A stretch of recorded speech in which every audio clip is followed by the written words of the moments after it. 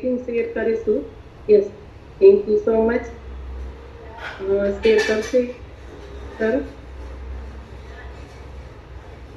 મારું નામ રીના છે અને વેલનેસ કોચ તરીકે લોકોને સારી હેલ્થ આપવા માટે હું મદદ કરું છું અને આ કોમ્યુનિટી સાથે ખાસ જોડાય એને આજે મારે 4 વર્ષને ઉપર થઈ ગયા છે.